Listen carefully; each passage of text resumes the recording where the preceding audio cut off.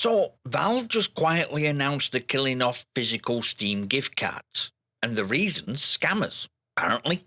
At least, that's what they're going with.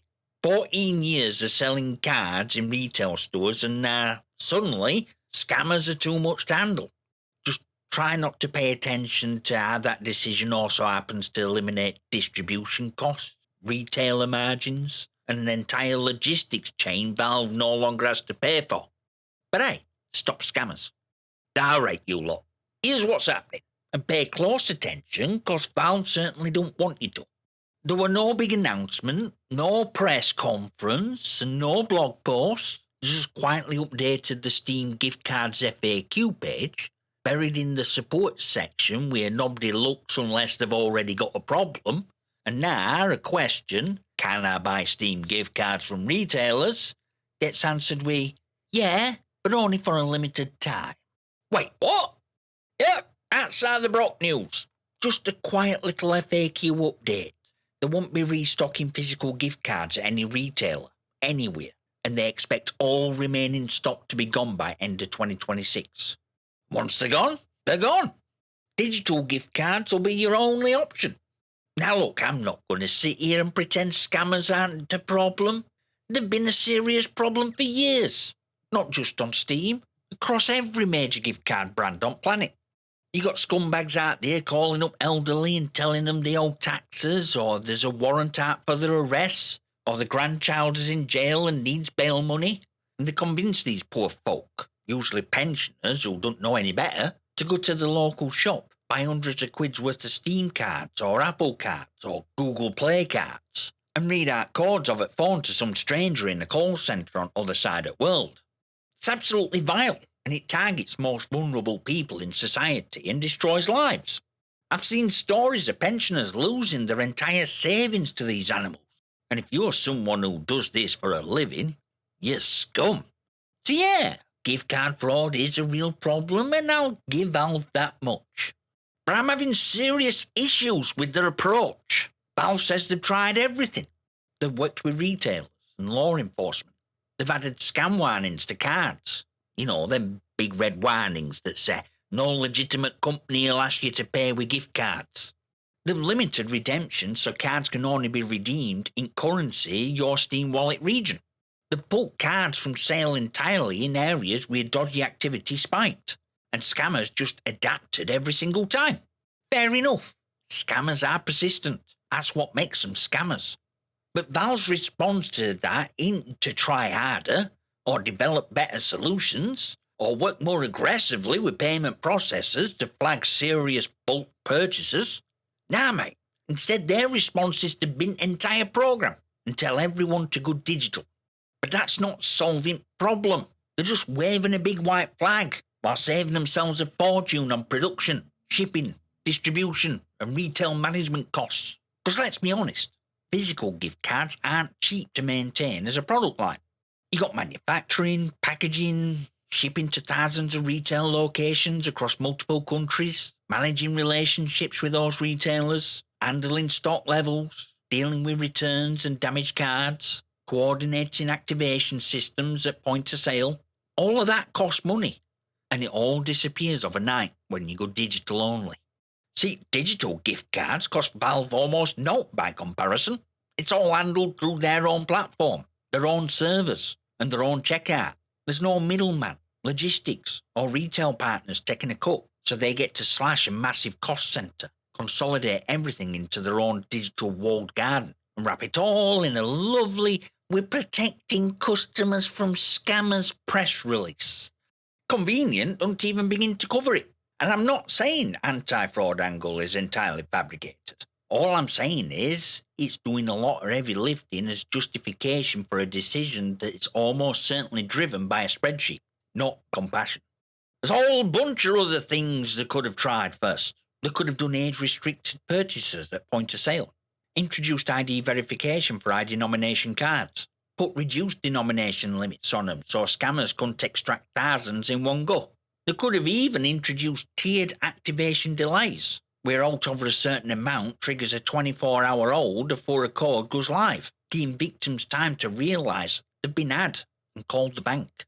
There are solutions that don't involve removing product entirely, but those solutions cost money to develop and maintain. Killing programs free. So they took free option, dressed it up as consumer protection. Here we are. And it's what Valve aren't talking about that actually matters most. Nan. Your nan. My nan. Everyone's nan. Every single grandparent in this country who's ever walked into Tesco's or WH Smith's or any other shop that stocked these cards, picked one off a rack, taken it to till and paid with cash. Because Nan don't have a Steam account. She don't want a Steam account. Hell, she don't even know what Steam is. As far as Nan's concerned, Steam is what comes out at kettle when she's making her fourth cup of tea in the morning. But Nan knows that little Timmy loves his computer games. Nan knows that if she grabs one of them cards with blue logo on it, sticks it in a birthday card with a tenner sellotape to inside for good measure, Timmy's happy. Christmas, sorted. Birthday, sorted. All she ever needed to do was walk into shop, pick card off rack, pay cash at till, hand it to child. Done. No internet required. No email. No account creation. No card details entered into her website she's never heard her and wouldn't trust if she had. Cash in, card out, zero personal data exchange with anyone. It's a perfect, frictionless, universally accessible purchase method, and Valve just killed it. Now, Valve says digital gift cards still exist, and you can practically hear them saying it through gritted teeth as if it's some kind of gotcha that solves everything. Oh, digital gift cards are still available. You can send someone a digital gift card through Steam. Wonderful! Let me explain to Nan how that works, shall I? Step 1, Nan. You need to go to store.steampowered.com on your computer. What's that? You don't have a computer? Ah, right. Use your phone. What's that? Your phone's a Nokia 3310 you've had since 2004 and it makes calls and sends texts and that's all you've ever needed it to do. Right. We'll get your neighbour's kid to help you then. Step 2. You need to either create a Steam account or use guest checkout. What's that? You don't know what guest checkout is? It's like you just put in your details without making an account. What details? Your email address, your name, your card details. What's that? You don't have an email address and don't want to type your card number into a website. Yeah, Nan, don't blame you. But that's your only option now, because Valve decided scammers were too hard to deal with, so they killed thing that worked perfectly fine for you over a decade. Cheers, Gabe. See, not everyone has a computer or a smartphone. I know that's a shocking revelation for anyone under 30 who thinks a phone is a limb, but there are millions of older people in this country and around the world who use basic phones. Phones just make calls and send texts. That's it. They don't have app stores or browsers that can render a modern web page without bursting into flames. They don't want any of that. They just want a phone that works, lasts a week on a single charge, and don't spy on them. And you know what? Fair play to them, because they're not wrong. Nan with her Nokia brick is having fewer data breaches than you are on your iPhone. I promise you that. And it's not just Nan on older end either. Flip it to my end of things. Younger security-conscious crowd. I run Linux. I care about my privacy and security. I don't want to have my bank card details to every corporation that fancies having them on file. Physical gift cards let me buy games anonymously, with cash, with zero data trail whatsoever. That transaction was between me, a shop, and a bit of card with a code on it. Valve never saw me bank details, never got me card number, never stored out on their server that could be compromised in a breach. But that's gone now. And my only option is to plug my financial information directly into Valve systems and trust that they'll keep it safe. And look, Valve ain't had a massive payment data breach that I know of, but that's not point. Point is, I shouldn't have to trust them. I had an option that didn't require trust, and they removed it. You're being herded into a system that requires more personal data, and justification for doing it is that other people were getting scammed with old system. How does removing my anonymous purchasing option protect anyone? It don't. It protects Valve's bottom line. And that's it. And this isn't just a Valve issue, because everyone in this industry keeps making the same fucking mistake over and over again. They think their customer base is a bunch of teenagers and 20-somethings glued to the phones, permanently online, perfectly comfortable with handing over the details to any website that asks nicely. And they build every single decision around that assumption. But who's actually spending money? Eh? I can tell you now, it's not little Timmy. Timmy's skint. All he's got is pocket money and whatever birthday money he ain't already blown on sweets and Robux. Timmy ain't dropping 60 quid on a new release.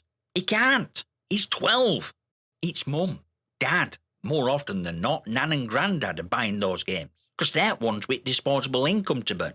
Over 45s have mortgages paid off or close to it. Kids are grown or nearly there, and they've got more discretionary spending power than a teenager stacking shelves at Asda on a Saturday. Average gamer age is somewhere around 34 to 36, depending on which study you pull. But real spending power? Wallets that actually open for full-price purchases, hardware upgrades, and collector's editions? That skews to older still. Kids are playing free-to-play games and begging the parents for V-Bucks. Adults at once funding this entire industry. And gift cards were one of the primary mechanisms that non-gaming adults put money into the gaming ecosystem on behalf of people who actually play. Remove that mechanism and you ain't just inconvenienced Nan. You've cut off a revenue pipeline from your highest spending indirect customer base, and you're apparently too busy patting yourself on the back about stopping scammers to notice. It's the same blind spot you see across entire industry when publishers chase youth demographic with TikTok marketing and trendy monetization, completely ignoring that 35 to 55 bracket is where real money lives. Those people are also ones who prefer physical products, physical gift cards, physical game cases, physical collector's editions. They're not dinosaurs or technophobes. They're backbone at spending economy. And industry keeps treating them like an inconvenience rather than people keeping lights on. Nobody wants to admit that, but it's true. So if you like this video, YouTube says you like this and next. So go check that out, and I'll see you there, you magnificent.